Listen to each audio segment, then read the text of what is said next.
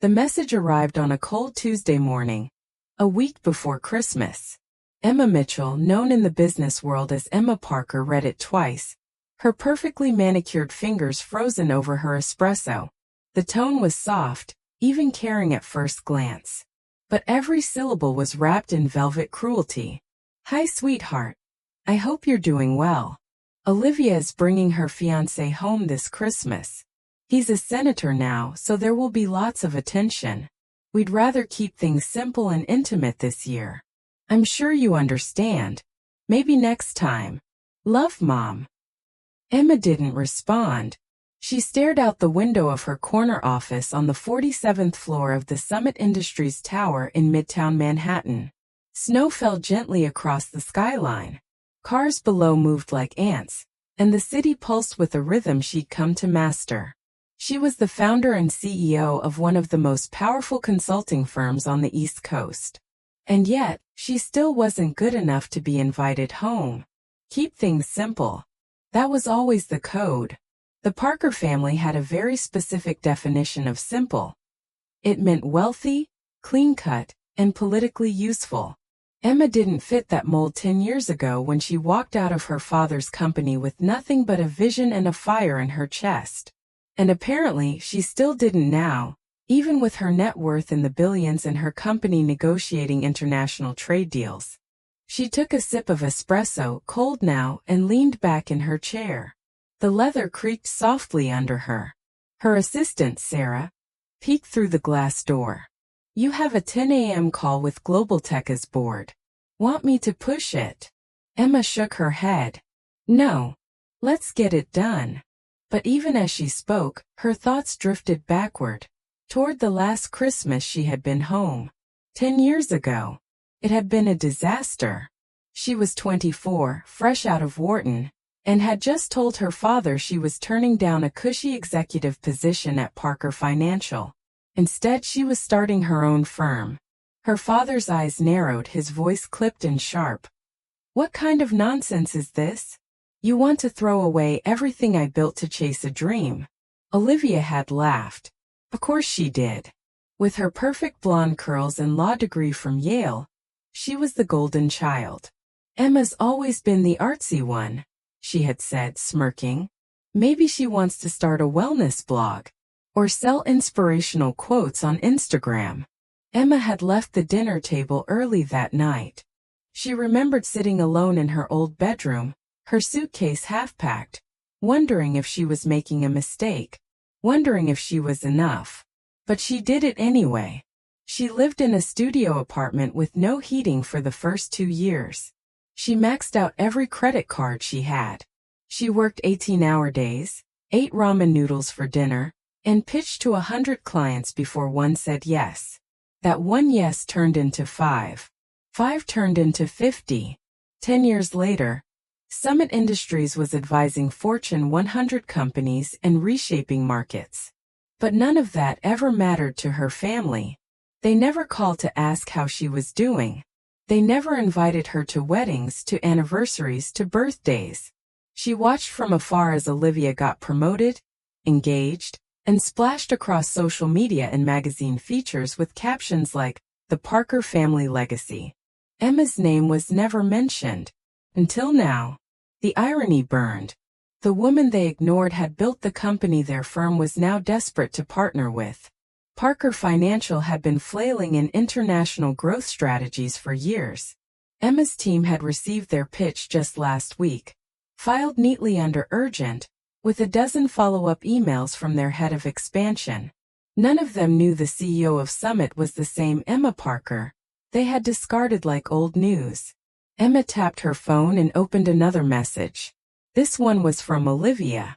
"Heard rumors you're doing some big stuff in consulting now? Good for you. We should catch up sometime.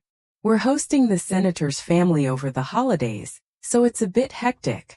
Hope you're staying warm wherever you are." No apology. No acknowledgement.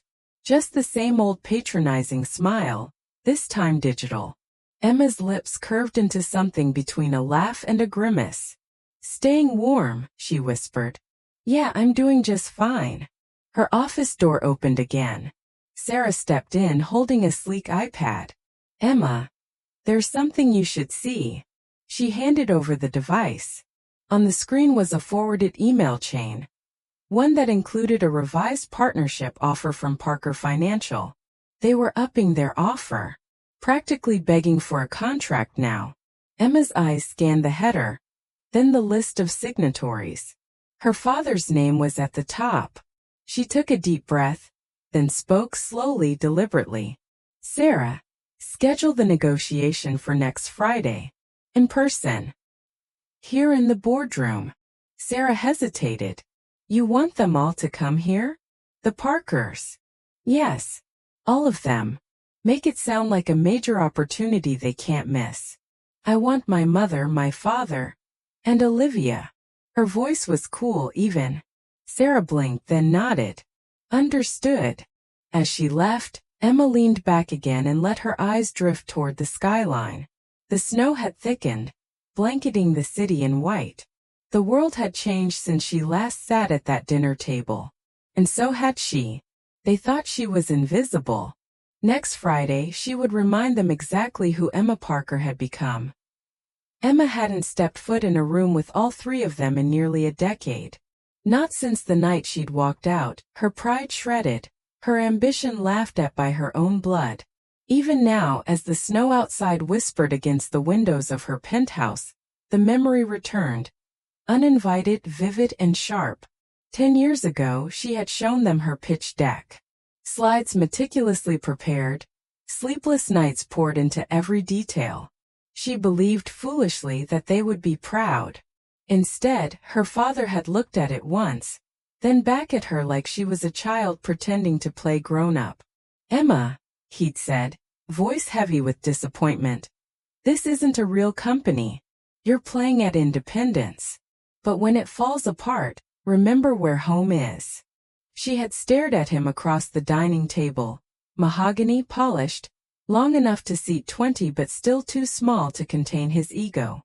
Her mother had remained silent, wine glass in hand, casting a glance at Olivia, who tried and failed to suppress a grin. That moment, more than anything, was what built Summit Industries. Not the business classes, not the market research. No, the real fuel was rejection. Cold, suffocating rejection. Back then, she had nothing but fire in her veins. She moved into a crumbling one-bedroom in Brooklyn. She pawned the only designer watch her father had ever given her to buy a second-hand MacBook. She taught herself legal clauses, ran mock negotiations with her reflection, and built a brand from grit and caffeine. It wasn't pretty. There were days she cried on the subway at 2 a.m. There were nights her hands shook from stress and too much coffee. But she never gave up. The breakthrough came 3 years in. A mid-tier logistics company needed rapid restructuring. Every top firm turned them down. Emma said yes. She flew to Houston the next morning, closed the deal herself, and doubled their value in 8 months. Word spread. Clients multiplied. Staff followed. By year 6, Summit was on Forbes. By year 9, she was in talks with senators. Irony had a cruel sense of humor. Now, standing in the mirror of her penthouse bathroom, Emma adjusted her dark green blazer. Minimalist, powerful. Her makeup was flawless. A soft red lip, sharp eyes, no warmth. This wasn't the little sister or the neglected daughter. This was the woman who could dismantle empires with a single boardroom presentation. Her phone buzzed. "Sarah. They've confirmed. All 3. Meeting set for 11 a.m. Friday." Emma smiled. "Emma. Perfect. Prepare the boardroom. I want every piece of data we have on Parker Financial ready. Highlight every weakness." She set the phone down and walked out into her office, the click of her heels echoing in the quiet. Her assistant stood ready, a stack of documents in hand. "Any sign they know who you are?" Sarah asked. Emma shook her head. "They don't connect the name Mitchell with Parker. And they never really paid attention to what I built." She walked to the window and looked out again.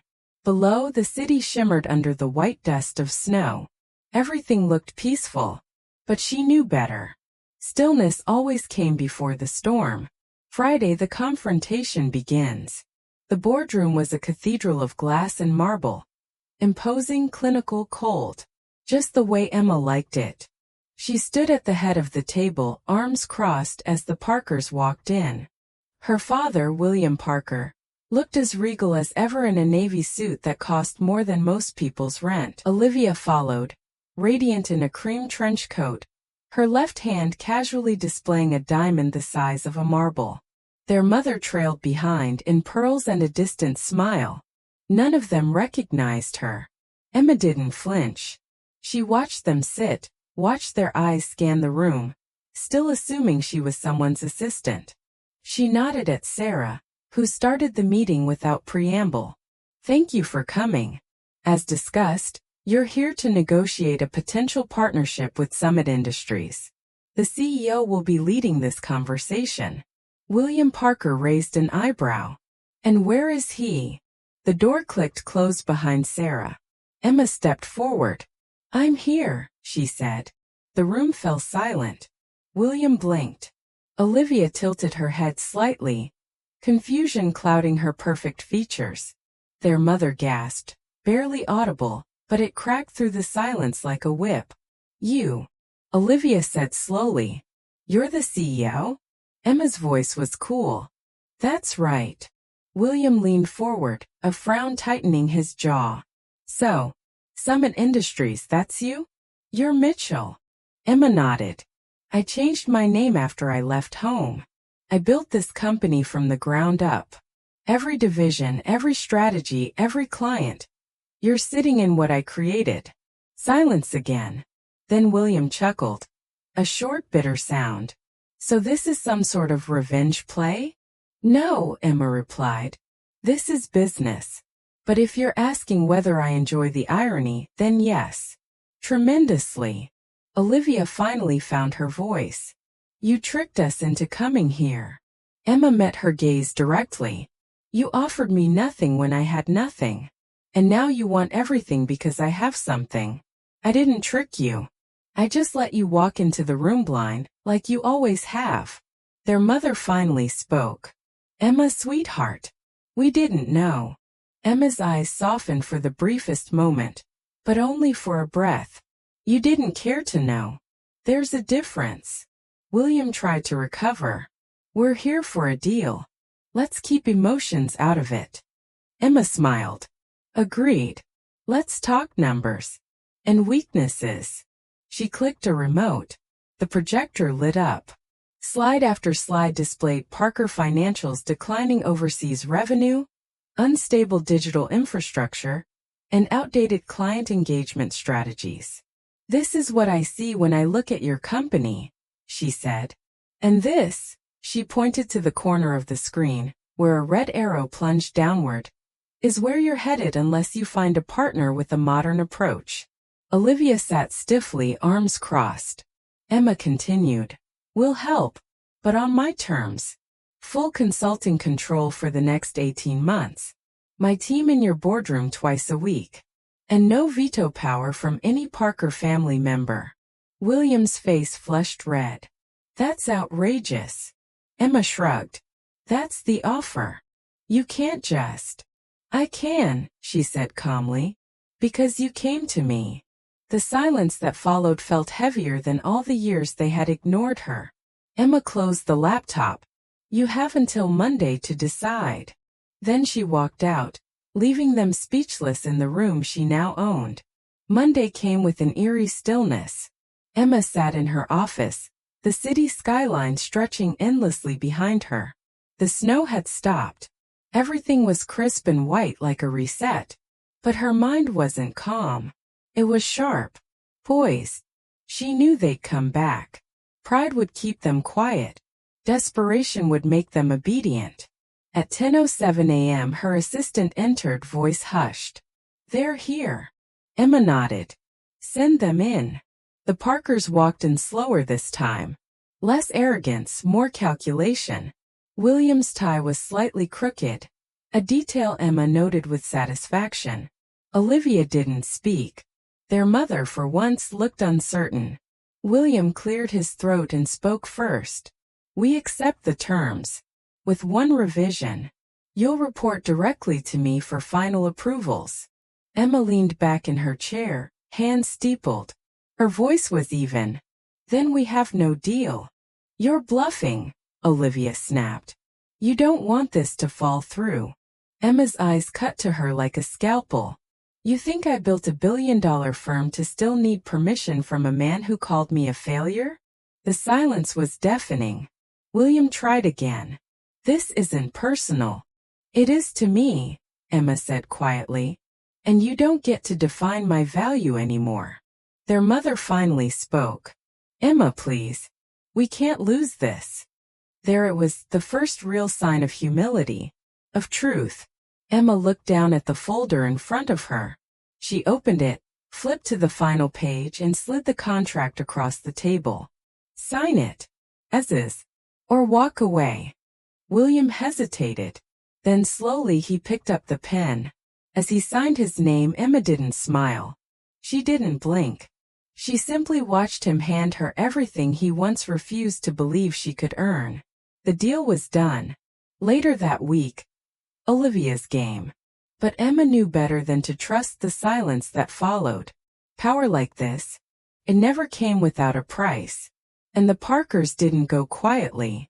Especially not Olivia.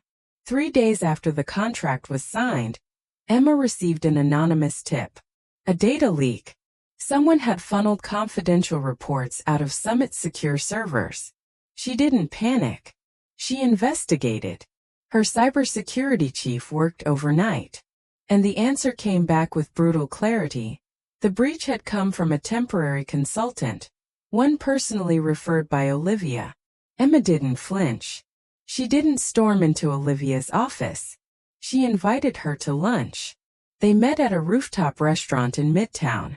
Olivia arrived in black leather and oversized sunglasses, still pretending the world revolved around her. Emma wore white, clean, sharp, lethal in its own way. Thanks for meeting me, Emma said smoothly. Olivia sipped her champagne. Of course. I assume this is about the collaboration. Emma leaned in. Let's not insult each other. You tried to sabotage me. You planted a mole. And now you're going to sit here and lie about it. Olivia's smile faded. Emma dropped a USB drive on the table. Proof. Logs. Email traces. Password timestamps. Do you want me to call security, or would you prefer to walk out with a shred of dignity? Olivia stared at her. Cold. Calculating. But even snakes knew when they'd been cornered. What do you want? Olivia asked finally. Emma's voice was low. Controlled. Dangerous. I want your full exit from all operations. Effective immediately. You'll retain your title for show, but you don't get a seat at the table anymore. Not mine. And if I don't agree? Emma raised an eyebrow. Then I send this to the press. A Parker sabotaging a multi-million-dollar contract with her own family? The scandal alone would bury your brand. You'd be blacklisted before brunch. For the first time, Olivia looked afraid. She stood. You really hate us that much. Emma stood too, face calm. I don't hate you. I just finally see you. A month later, full circle. Emma stood at the edge of the gala stage, a crystal award in her hand. Innovator of the Year. The applause was deafening. Cameras flashed. Her name echoed through the ballroom. But she didn't look at the crowd. She looked at the far wall, where William Parker stood, clapping with a tight smile, his pride now performative. Their mother beside him, fragile and tired. Olivia nowhere to be seen. Emma gave her speech. Brief. Powerful.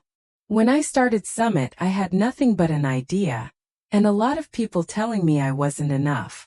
I built this not to prove them wrong, but to prove to myself that I could. The audience roared. Afterward, she slipped outside. The cold air hit her cheeks like truth. Sarah followed her out. You okay? Emma nodded. Yeah. I just needed a moment. They stood in silence, the city glittering behind them. Then Sarah said, They underestimated you. All of them. Emma's voice was quiet. That was their first mistake. And their last. Final scene piece isn't quiet. Back in her penthouse, Emma poured a glass of wine. She stood by the window, staring out at the skyline she once thought she'd never conquer. She wasn't broken anymore.